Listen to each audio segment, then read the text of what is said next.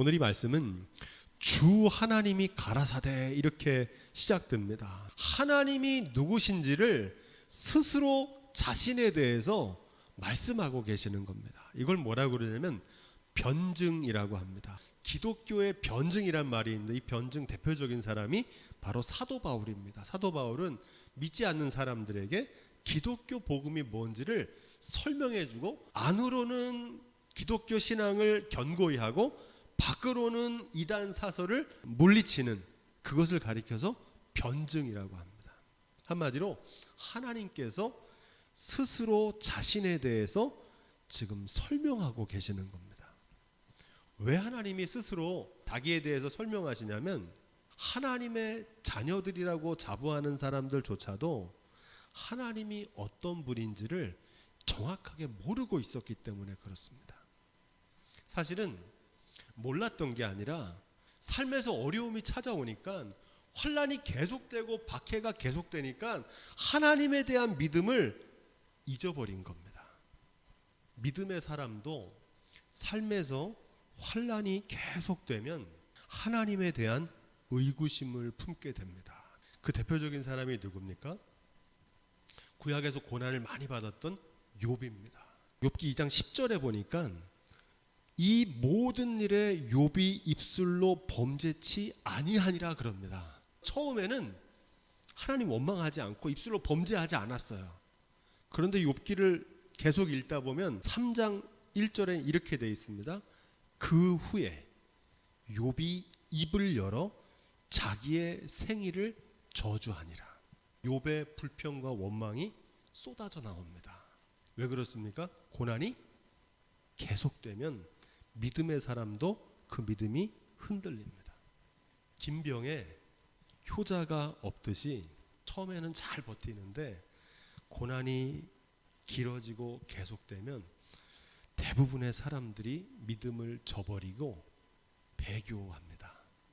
일제 강점기에 초창기에 기독교인들은 독립운동에 앞장섰습니다. 그래서 민족대표 33인 가운데도 기독교 지도자들이 많이 있었는데 그 지도자들 가운데 일제 말기 1940년도가 됐을 때 일본이 민족 말살 정책을 막 극심하게 할 때 독립선언문에 이름을 썼던 사람들이 나중에는 배교해요.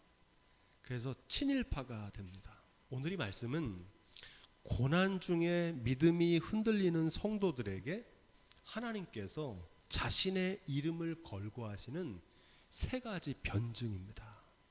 내가 누군지를 기억하라는 겁니다. 왜냐하면 고난이 너무 심하니까 하나님을 잊어버리는 거예요. 하나님이 어떤 분인지, 우리가 믿는 하나님이 어떤 분인지를 잊어버리고 있는 하나님의 백성들에게 나는 이런 하나님이다 라는 것을 증거하고 있습니다. 그 첫 번째가 뭐냐? 나는 알파와 오메가다 이렇게 말씀하십니다. 그리스어의 알파벳의 첫 글자가 알파입니다. A라고 되어 있는데 이게 소문자로 쓰면 이렇게 알파고 마지막이 오메가입니다. 이렇게 오메가라고 쓰는데 소문자로 이렇게 써요. 처음과 끝을 뜻하는 표현입니다. 나는 알파요 오메가다. 이 말은 하나님이 세상의 창조주이시고 세상을 심판하는 심판주라는 사실을 증거하고 있습니다. 고난이 길어지니까 사람들이 이 사실을 잊어버린 거예요. 이 세상을 하나님이 창조하셨고 하나님이 마침내 심판하시는 삶의 주관자라는 사실을 잊어버린 겁니다. 비록 지금 온 세상은 로마 제국이 다스리는 천하잖아요. 하지만 로마 제국의 황제는 세상의 주관자가 아니고 삶의 주관자 되신 하나님이 세상을 다스리신다는 사실입니다. 나는 알파와 오메가다 하는 말은 중간에 오메가쯤에서 스스로 중간 결산하지 말라는 겁니다. 이게 잘 될지 안 될지 누가 결정하십니까? 삶의 주관자 되신 하나님께서 결정하시는 줄로 믿습니다. 로마서 8장 18절에 사도 바울은 이렇게 말합니다. 생각건대 현재의 고난은 장차 우리에게 나타날 영광과 좋게 비교할 수 없도다. 지금 내가 고난에 있다고 해서 다 끝났다고 낙심할 수 없는 겁니다. 왜? 알파와 오메가는 하나님께 달려있기 때문입니다. 아직 끝이 아니라는 겁니다. 낙심하고 절망하고 있는 성도들에게 인내와 소망을 권면하는 말씀입니다. 이 믿음이 저와 여러분 가운데 있기를 주님의 이름으로 부탁드립니다. 두 번째, 하나님이 스스로를 뭐라고 말씀하시느냐? 나는 이제도 있고 전에도 있었고 장차 올 자요. 스스로 말씀하십니다. 핵심은 어디 있냐? 이제도라는 겁니다. 이제도. 전에도 계시고 장차 오실 하나님께서 지금도 역사하신다는 겁니다. 왜 이 말씀이 중요하냐? 전에 기록된 성경은 잘 믿습니다. 요단강에 발을 디뎠을 때 요단강이 말라서 그 땅을 건너간 거는 잘 믿습니다. 장차 올 천국을 다 잘 믿습니다. 나 장차 천국에 들어갈 거는 잘 믿어요. 근데 문제는 정작 이제 지금 나의 삶에서 만난 위기는, 이 위기의 순간에는 믿음을 잃어버립니다. 하나님 안 계신 것처럼 행동을 해요. 고난이 너무 크니까 하나님이 과거에는 역사했는데 지금은 역사 안 하신다고 생각하는 거예요. 홍해를 가르신 하나님이 지금은 역사 안 하신다고 생각해요. 내가 죽음에서는 나중에 천국에 들어갈 것은 믿으면서, 장차는 믿으면서 지금 당장 이 고난에서 건져내시는 하나님의 능력은 믿지 못하고 믿음이 흔들리는 겁니다. 누가 그랬습니까? 요한계시록의 성도들이 그랬던 거예요. 그들에게 하나님께서 뭐라고 말씀하십니까? 나는 이제도 전에도 장차 올 하나님이시다. 할렐루야. 이 믿음이 저와 여러분 가운데 있기를 주님으로 부탁을 드립니다. 세 번째, 하나님께서 뭐라고 변증하시냐면 나는 전능한 자라 이렇게 말씀하십니다. 전능하다는 말은 인간의 유한성, 인간은 유한하잖아요. 생명의 한계가 있죠. 지식의 한계가 있죠. 능력의 한계가 있습니다. 죽을 수밖에 없는 존재잖아요. 하지만 이와 대조되는 하나님은 어떤 분이시냐? 무한하시고 불가능이 없는 전능하신 하나님이신 줄로 믿습니다. 나는 그런 하나님이라는 겁니다. 왜 이 말씀을 하시냐면, 하나님이 전능하다는 말은 하나님께서 삶의 주관자이고 주권자라는 겁니다. 살리기도 하시고 죽이기도 하는 권세가 누구에게 있다는 겁니까? 하나님께 있다는 거예요. 죽은 자를 다시 살리시는 능력도 하나님께 있는 줄로 믿습니다. 믿음의 원조인 아브라함이 바로 이 전능하신 하나님에 대한 믿음을 갖게 됩니다. 하나님은 100세의 아브라함과 90세의 사라에게 독자 이삭을 주셔서 생명의 주관자라는 사실을 나타내십니다. 아브라함이 그걸 체험합니다. 그런데 오늘날 하나님께서 아브라함에게 독자 이삭을 바치라고 그럽니다. 모리아산에서. 그러자 아브라함이 조금도 주저하지 않고 그 독자를 바칩니다. 이것은 아브라함이 광신도라서 그런 게 아닙니다. 히브리서 기자는 저가 하나님이 능히 죽은 자 가운데서 다시 살리실 줄로 생각한지라 이렇게 말합니다. 이삭이 죽어도 다시 살리실 전능하신 하나님이라는 사실을 믿었습니다. 사실 아브라함은 이 하나님을 못 믿었습니다. 75세 하나님 약속하셨는데 100세가 될 때까지 25년 동안 하나님의 약속이 안 이루어집니다. 그래서 애굽 여인 하갈을 통해서 이스마엘도 낳아보려고 그러고 엘리에셀을 통해서 후사를 이어가 보려고도 하고 사라도 웃었어요. 비웃었어요. 하나님의 약속을. 그런데 아브라함이 100세가 되는 날 하나님께서 약속하신 아들을 주셨어요. 할렐루야. 그때 아브라함이 믿음을 갖게 됩니다. 아, 이 하나님 진짜 하나님이시구나. 하나님이 주신 아들이기 때문에, 불가능한 가운데 주신 아들이기 때문에 설령 이 아들이 죽어도 하나님 이 아들 다시 살리실 것을 믿었던 겁니다. 할렐루야. 아브라함은 맹신한 게 아니고 삶에서 체험한 근거 있는 확신의 믿음을 가지고 있었던 겁니다. 이것을 가리켜서 하나님을 경외하는 믿음이라 그러는데, 십자가와 부활의 믿음이 여기에 해당됩니다. 내가 하나님 말씀대로 죽어도 하나님께서 예수 그리스도를 부활하게 하신 것처럼 나도 승리하게 하시고 영광스럽게 하실 줄로 믿습니다. 이게 아브라함과 같은 하나님을 경외하는 믿음이거든요. 이 믿음은 평상시엔 안 나타납니다. 절체절명의 순간에 이 믿음이 드러납니다. 사람은 위기의 순간에 자신이 경외하는 대상을 찾게 돼 있습니다. 경외하는 믿음의 반대는 무시하는 거고 멸시하는 겁니다. 더 정확히 말하면 우습게 여기고 깔보는 겁니다. 누구를? 하나님을. 삶에서 경험하는 죽음, 세상의 종말, 삶에서 만나는 위기, 이 모두가 다 성경이 말하는 종말론적인 상황이라고 말씀드렸잖아요.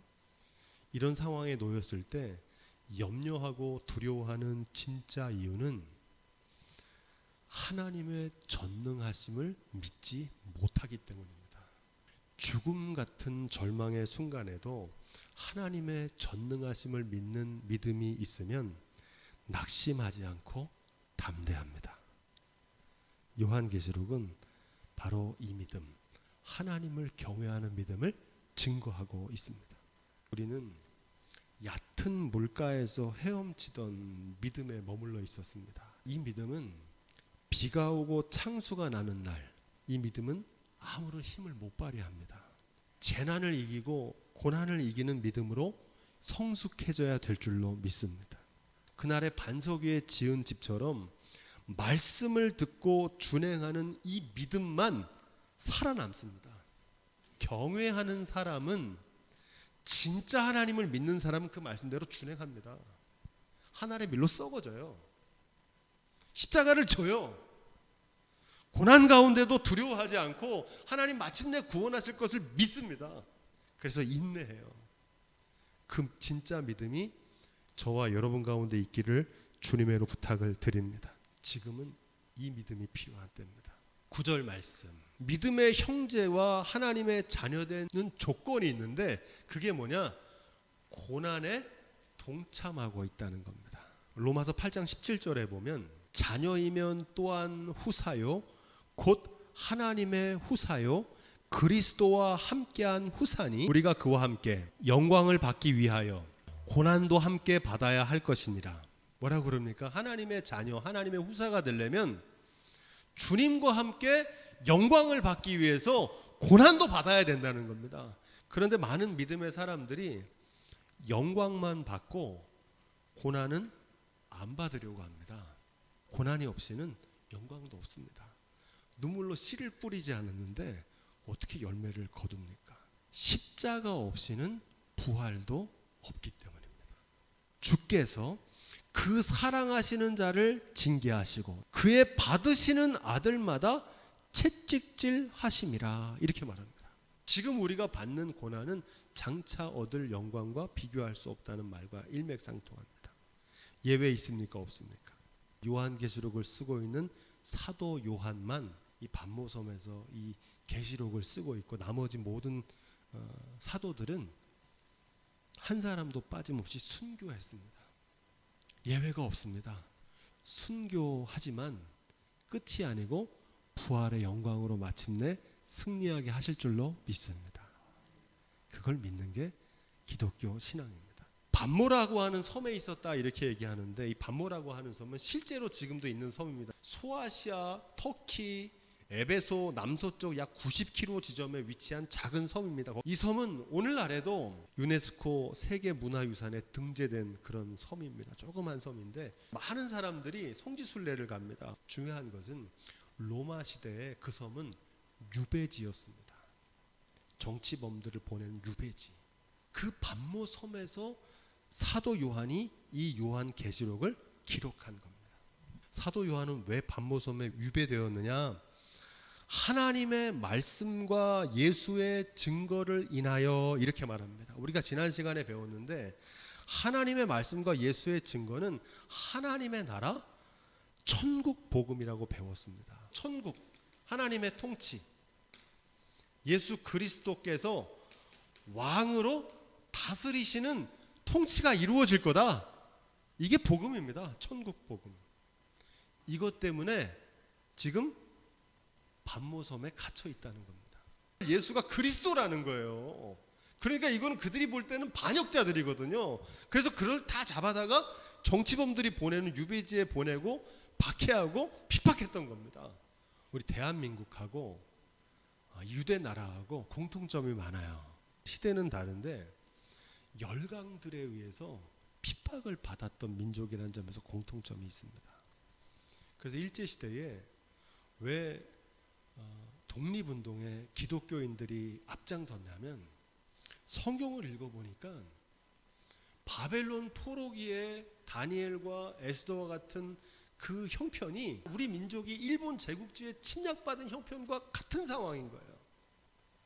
그래서 그들이 하나님을 믿는 믿음으로 마침내 하나님의 통치를 기다렸던 것처럼 그날이 와서 우리도 해방과 광복을 맞이할 거다, 그런 소망을 품는 비전이 하나님 말씀 속에서 얻었던 겁니다.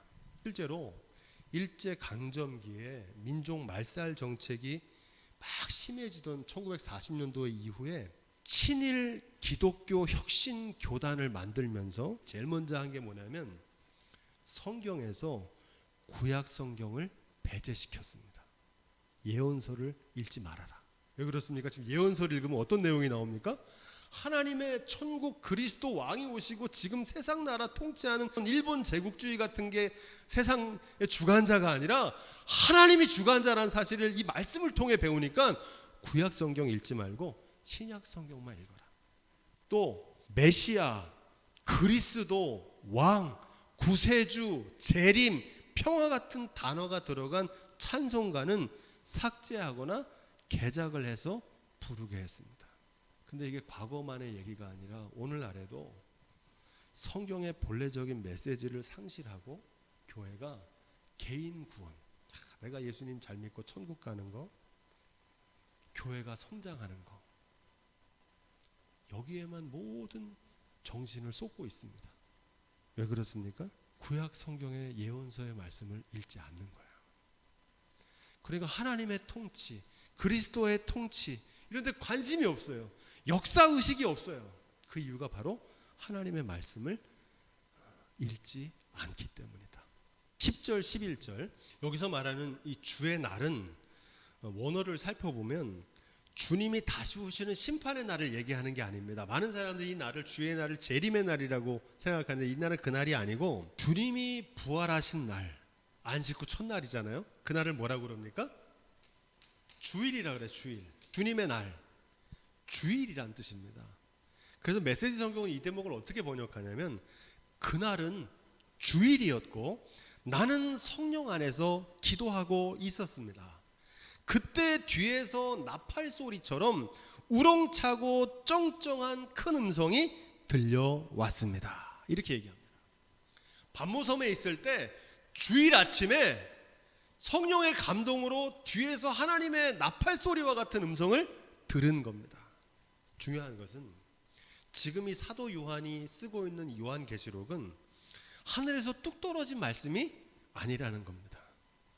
구체적인 역사 속에서 어디서 썼습니까? 반모섬에서 주일 아침에 기도하는 가운데 성령의 감동으로 하나님께서 들려주신 말씀이라는 겁니다.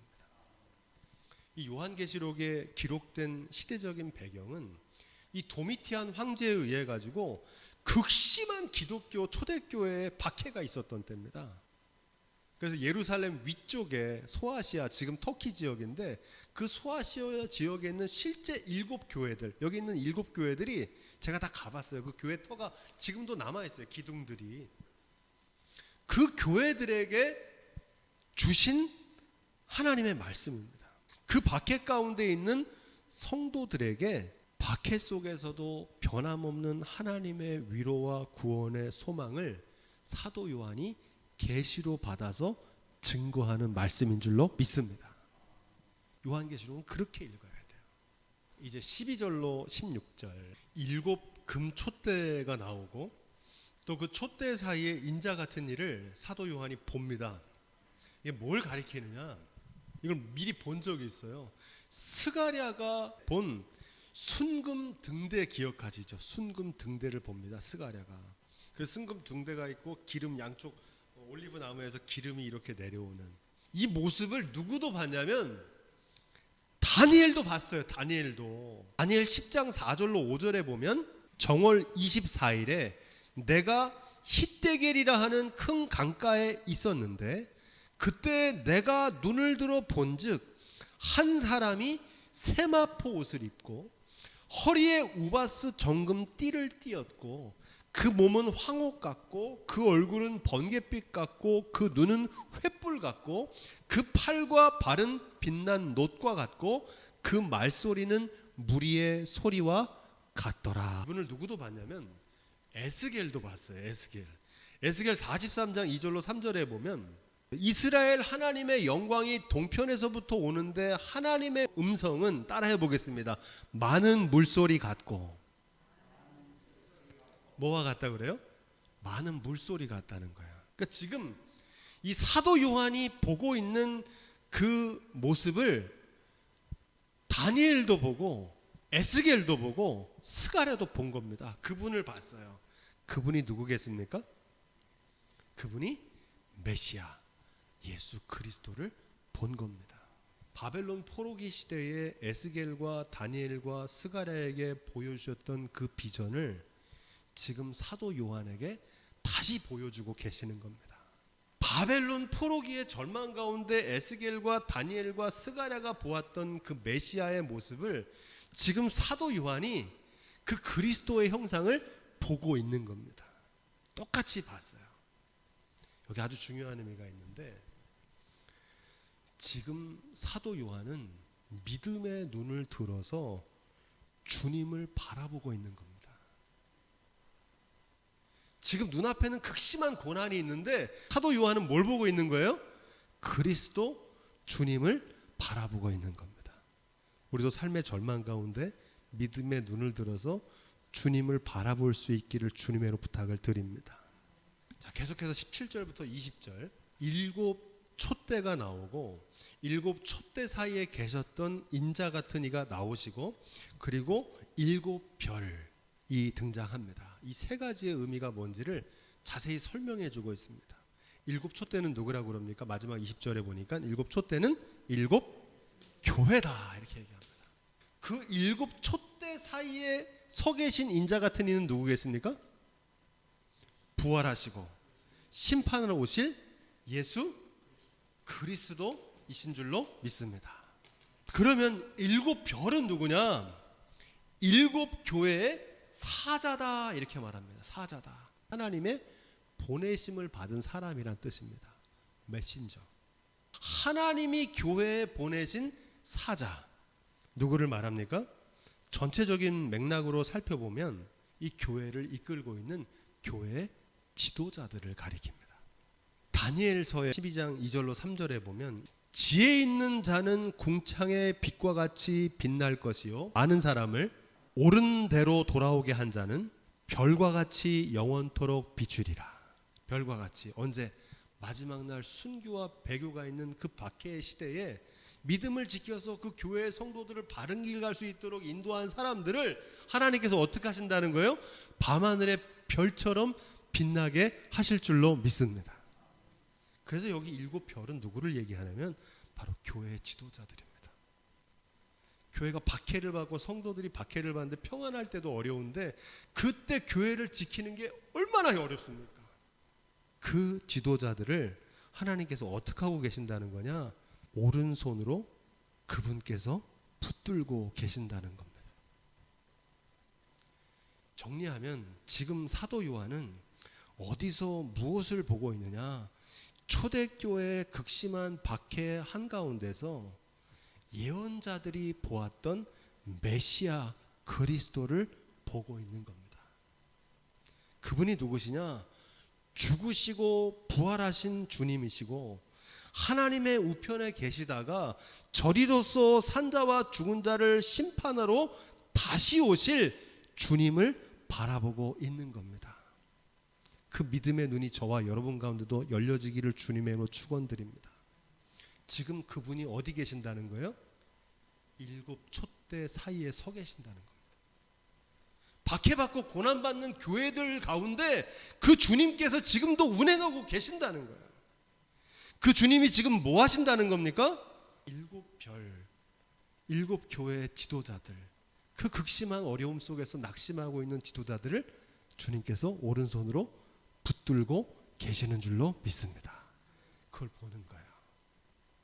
그러니 두려워하지 말라는 겁니다. 위기의 순간에, 절망의 순간에도 오른손에 7뼈를 붙잡고 계시고 7촛대 사이에 운행하시는 주님을 바라볼 수 있는 믿음의 눈이 열려지기를 주님으로 축원드립니다. 이 주님이 안 보이면 물질을 의지하고 상황을 의지하고 사람을 의지하다가 배교합니다. 그런데 이 주님을 보는 사람은 주님을 저버릴 수 없어요. 그래서 믿음으로 순교하고 부활의 영광으로 마침내 승리하게 하시는 줄로 믿습니다. 요한계시록은 그 믿음을 전하고 있습니다. 그 믿음이 저와 여러분 가운데 있기를 주님의 이름으로 축원드립니다.